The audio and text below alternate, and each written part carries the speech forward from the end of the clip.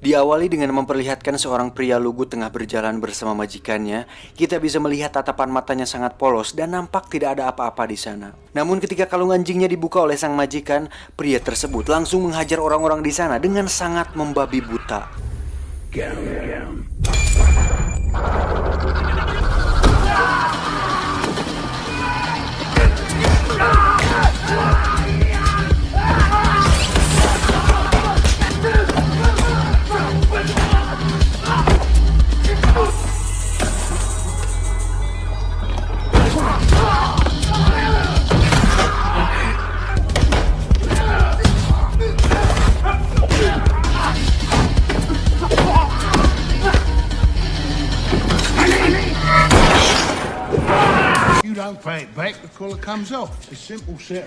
Pria ini bernama Denny yang merupakan seorang tukang pukul dari seorang rentenir. Saat kalungnya kembali dipasang, seketika Denny kembali menjadi pria lugu dengan tatapan polos dan cenderung nampak seperti seorang yang memiliki keterbelakangan mental.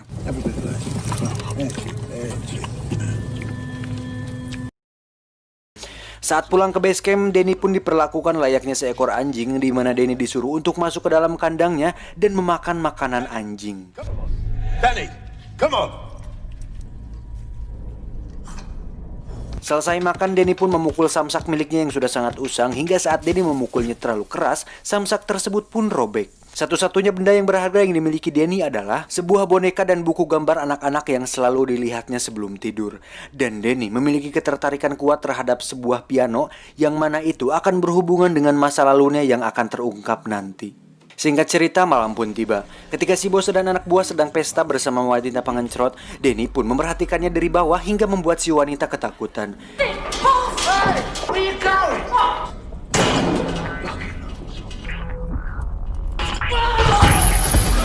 Hari-hari pun Denny lalui seperti itu setiap hari, hingga beberapa orang yang sudah mengetahui tentang reputasi Denny memilih untuk mundur dan tidak melawan sama sekali. You want this, yeah?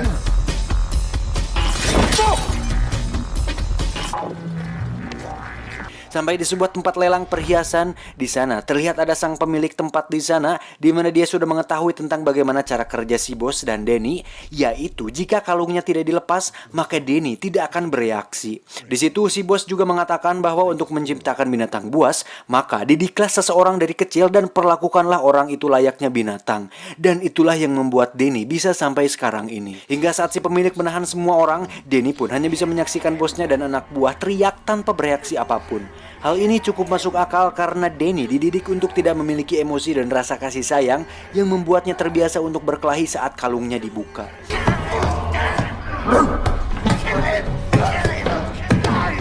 Sementara itu, sang pemilik tempat lelang pun pergi ke ruangan lain untuk menemui para tamu yang ada.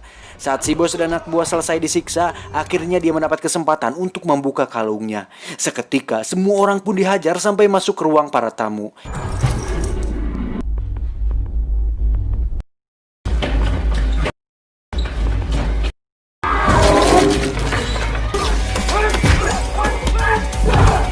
Yang menarik adalah salah satu tamu yang merupakan pemilik tempat gelut ilegal pun memperhatikan Denny dan melihat potensi pada dirinya. What are you looking at? Just enjoying the show. Saat kembali ke base camp, si bos pun memarahi Denny karena dia sama sekali tidak menolong, karena seekor anjing saja akan menolong majikannya saat berada dalam bahaya. Tak ingin membuang waktu, si bos pun pergi menagih ke tempat selanjutnya, di mana tempat tersebut adalah sebuah toko barang-barang antik. Tak ingin melakukan kesalahan yang sama seperti tadi, si bos pun meminta Denny untuk menunggu di luar, dan si bos menjelaskan bahwa ketika lampunya menyala, Denny harus segera masuk ke dalam karena itu adalah tanda sebuah bahaya. Dan di saat si bos terus menjelaskan, perhatian Denny justru teralihkan kepada sebuah piano tua yang berada di sana. Light, door. Light, door. Oi! Merasa bahwa Denny sudah mengerti, si bos pun langsung masuk ke sana untuk menagih. Setiap detik berlalu dan Denny mencuri-curi pandang dengan melihat piano tersebut. Hingga perlahan dia bergeser dan mencoba menekan pianonya. Tiba-tiba, Denny dikagetkan dengan seorang pria yang muncul, di mana itu hanyalah seorang tukang reparasi piano yang sudah tua. Dan lagi-lagi inilah abah saya, yaitu Morgan Freeman. Dalam film ini beliau berperan sebagai Sam yang merupakan pria tunanetra yang lihai bermain piano. Karena tidak bisa melihat, Sam pun terus berbicara seolah Denny adalah orang biasa pada umumnya. Hingga saat Sam meminta bantuan, Denny pun akhirnya berkata, "Yes." You are, aren't you? Yes. Come on. Sam yang seumur hidupnya tidak tahu seperti apa warna kuning itu meminta Denny untuk menekan beberapa nada sembari dia membetulkan kerusakannya. Just relax. A little harder. Press. Oh, wonderful. And good. Excellent. Excellent. Oh, boy. Setelah selesai, Sam pun memainkan piano dengan sangat indah dan itu membuat Denny merasa hidup kembali sama seperti dirinya di masa lalu. New York City. All the great musicians want to play Carnegie Hall. I did too.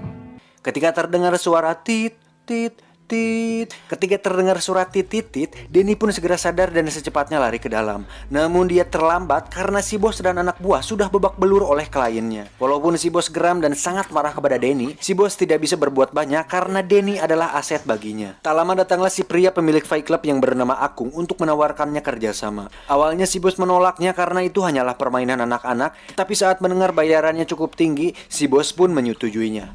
Lucrative. Very lucrative.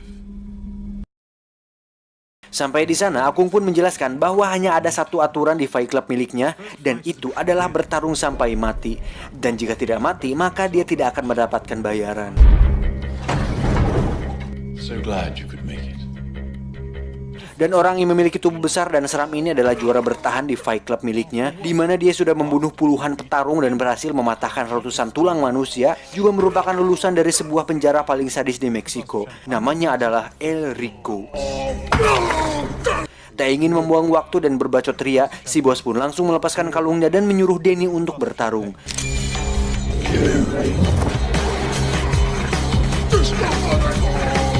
Dan yang mengejutkan adalah sang juara yang bertahan yang sudah membunuh puluhan petarung pun harus mati oleh 3 pukulan biasa yang dilayangkan oleh Denny. Dan permainan pun selesai. Dengan banyak uang yang didapatkannya, si bos pun terlihat sangat senang dan menawarkan Denny sesuatu yang diinginkannya. Dan yang Denny inginkan adalah sebuah piano. I want a piano. I want a piano. Sontak hal tersebut membuat si bos tertawa, namun Denny terus berbicara piano. Tiba-tiba, sebuah truk menabrak mobil mereka hingga terseret puluhan meter dari jalan raya. Tak lama muncullah 3 orang bersenjata berat yang langsung menembaki mobil si bos dan Denny, dan ternyata itu adalah perbuatan si pemilik tempat lelang yang masih memiliki dendam kepada si bos. Dikira sudah tewas, mereka pun pergi. Dan ternyata Denny masih hidup dan hanya terkena peluru di lengannya. Dikira si bos sudah tewas, Denny pun pergi dari sana dan menuju ke tempat barang-barang unik yang tadi, dan masih ada Sam di sana. Who's there? Akibat peluru tadi, Denny pun kehilangan banyak darah, kemudian pingsan. Saat sadar, Denny sudah berada di atas kasur yang ternyata itu adalah rumah paman Sam dan dengan baju yang sudah diganti. Ketika Sam masuk dengan membawa makanan, Denny langsung bersembunyi di bawah kasur. Jams. My name is Sam, remember?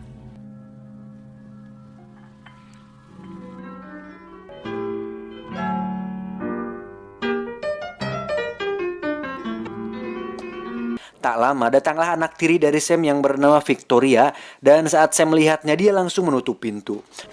Hi. Does he like to read? Does he like to write? Does he like to draw? He likes music. Cool. Mengetahui Denny suka musik, Victoria pun masuk ke kamar dan memberikannya sebuah piano kecil untuk Denny. See?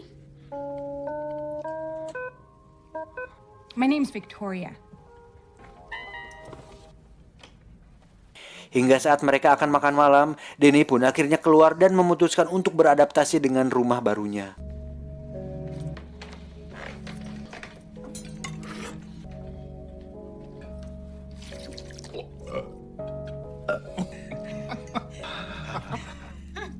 name is Danny. Esok pagi saat Sam akan melepas kalung di leher Danny, dia langsung bereaksi untuk tidak membukanya. You better try to take it off. That same reaction. So, Selanjutnya, Danny diajak untuk mengikuti aktivitas Sam di mana mereka mengantar Victoria ke sekolah, kemudian pergi ke swalayan untuk belanja bahan makanan di sana. Tiba di rumah, Danny pun melihat beberapa foto di kulkas di mana itu adalah foto Sam dan Victoria, yang ternyata Victoria adalah anak dari temannya sendiri, di mana saat orang tua Victoria meninggal, Sam pun diberi amanah untuk merawatnya. Dan saat Danny ditanya di mana orang tuanya, Danny pun mengatakan bahwa dia tidak ingat di mana mereka. you got family? I don't remember then. Hari-hari setelah itu pun menjadi sangat hangat di mana Danny seperti dilahirkan kembali dan memiliki keluarga baru yang sangat baik kepadanya. Di mana hal itu merupakan hal yang tidak pernah Danny rasakan sebelumnya.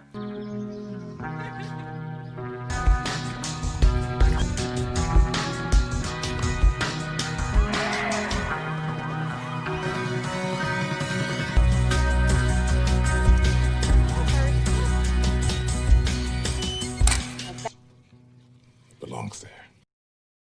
Dan yang menarik, ketika suatu hari saat mereka sedang belanja, tiba-tiba ada beberapa orang berkelahi di sana. Sam yang khawatir dengan keadaan Danny terus berteriak memanggil namanya, dan ternyata Danny sama sekali tidak memperdulikan hal itu. Danny! Sam pun bertanya kepada Danny kenapa dia tidak panik dan tidak bereaksi saat ada orang berkelahi di sekitarnya. Danny pun menjawab bahwa mereka tidak berkelahi dengannya, jadi dia merasa bahwa tidak perlu untuk memperdulikannya. Mendengar hal itu, Sam pun memakluminya karena mungkin itu adalah bagian dari masa lalu dan pribadinya, sehingga dia tidak terlalu memikirkan akan hal itu. Hingga suatu malam saat kedekatan mereka terjalin semakin erat, Victoria pun memutuskan untuk membuka kalung di leher Danny. Awalnya Danny ketakutan dan teringat masa lalunya, namun ketika sudah dilepas, dia akhirnya menjadi seseorang yang baru dan bukan Danny the Dog lagi.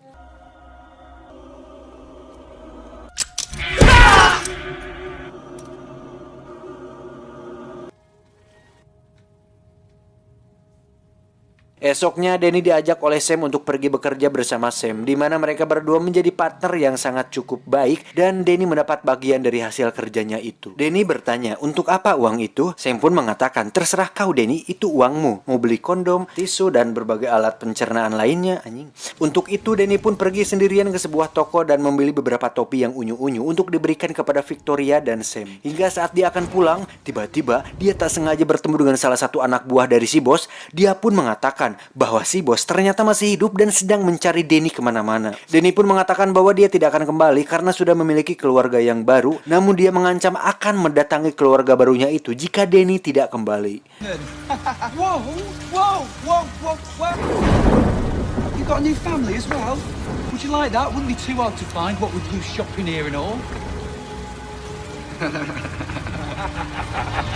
Tiba di markas, si bos pun terlihat sangat senang dengan kembalinya Danny dan ingin agar Danny kembali bersamanya. Tapi sebelum itu, Danny pun mempunyai satu pertanyaan, yaitu di mana ibunya. Question. Did you know my mom? I found you in the street. That was our first collaboration. Don't dwell on the past. Look to the future. Pada akhirnya Danny kembali menjadi binatang buas, di mana si bos mengajak Danny kembali bertarung di tempat Fight Club waktu itu. Saat pertarungan akan dimulai, Danny terus mengatakan bahwa dia tidak ingin menyakiti orang lain lagi. Gentlemen, to the death. I don't want to hurt people anymore. Excuse me? Not anymore. Anything wrong, gentlemen? Kesal akan hal itu, si bos pun mendorong Danny ke arena hingga dia terpaksa harus bertarung dengan petarung di sana.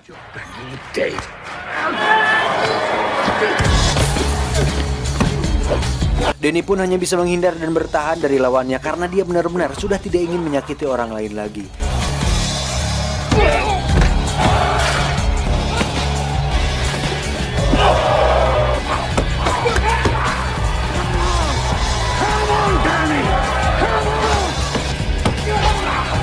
Melihat hal itu, si bos pun melemparkan sebuah senjata agar Danny bisa melawan. Namun, dia tetap bertahan. Tak ingin permainan terus monoton, si pemilik Fight Club itu pun memutuskan untuk menurunkan 3 petarungnya, sehingga sekarang Danny harus melawan 4 petarung sendirian.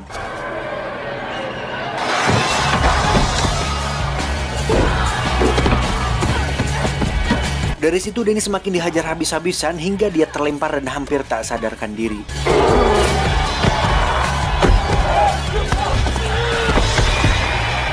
Menyadari situasi ini, akhirnya Denny memutuskan untuk melawan dan here we go, Denny is come back.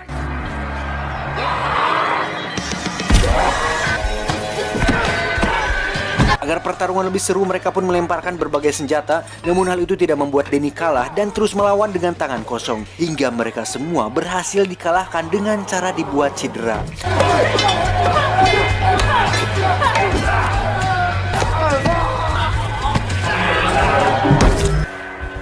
Dan kita masih ingat dengan peraturannya bahwa jika tidak ada yang mati, maka si bos tidak akan mendapatkan uang sepeser pun. Sehingga si bos nekat membunuhnya sendiri dengan pistolnya.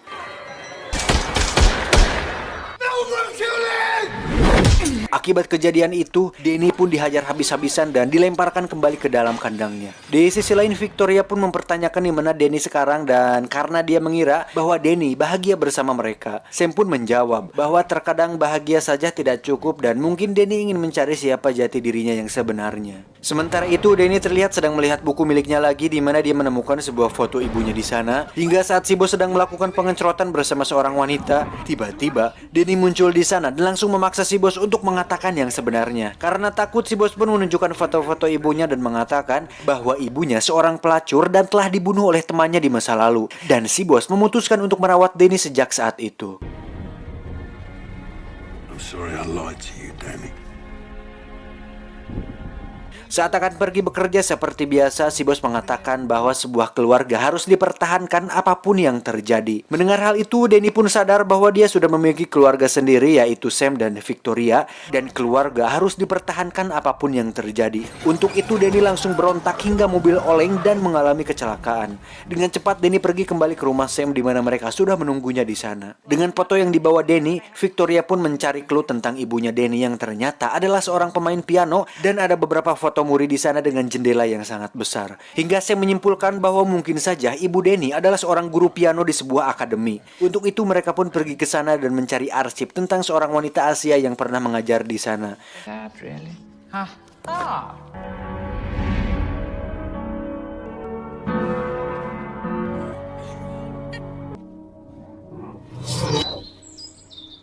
Setelah semua terungkap, akhirnya Denny bisa hidup dengan tenang dan menjalani hidupnya yang baru bersama Sam dan Victoria. Dan cerita pun belum selesai. Dan saat Victoria memainkan not dari kertas milik ibunya, seketika Denny teringat masa lalu bahwa si boslah yang telah membunuh dan memperkosa ibunya. Di mana Denny disuruh untuk bersembunyi di dalam lemari dan menyaksikan langsung kematian sang ibu. Dan yang terjadi kemudian, si bos merawatnya dan menjadikan Denny sebagai anjing peliharaannya.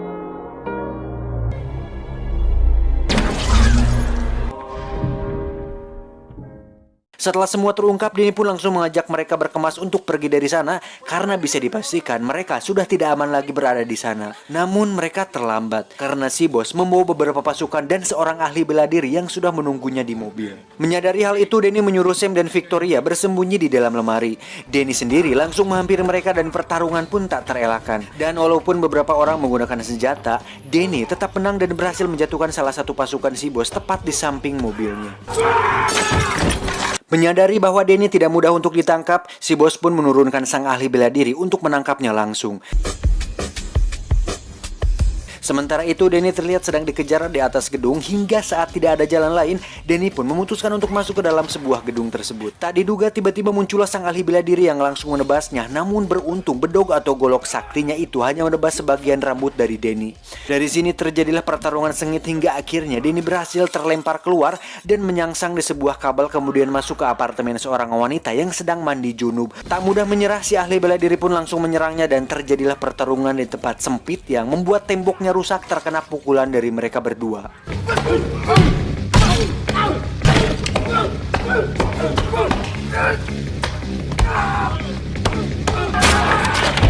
Dan ternyata tanpa golok parantingala suluhnya, si ahli bela diri ternyata tidak sejago yang dibayangkan hingga dia harus terjatuh tepat di atas mobil si bos. Melihat hal itu, si bos langsung turun tangan dan terlihat bahwa anak buahnya berhasil menyebak Denny di sebuah ruangan. Saat Denny memutuskan untuk pergi melalui celah atap, si bos pun menyadari itu dan menyuruh anak buahnya untuk menunggu di sana.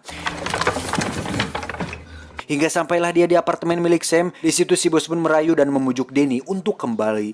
Dan saat si bos akan memasang kembali kalungnya, Danny menahannya dan mengatakan, "Sorry Jing, gue udah punya keluarga baru."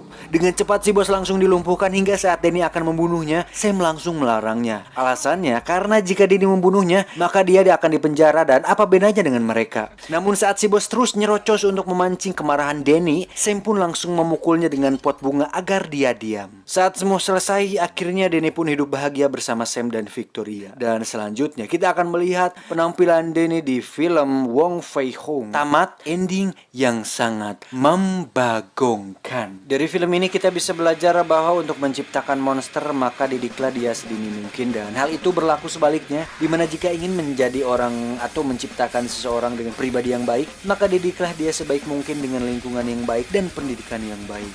Tuh, bener si anjing satu ini.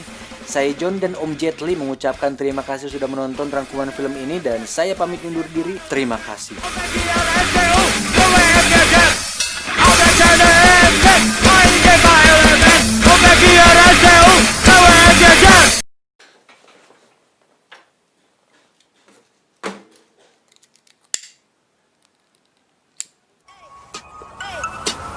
Get it when I get back.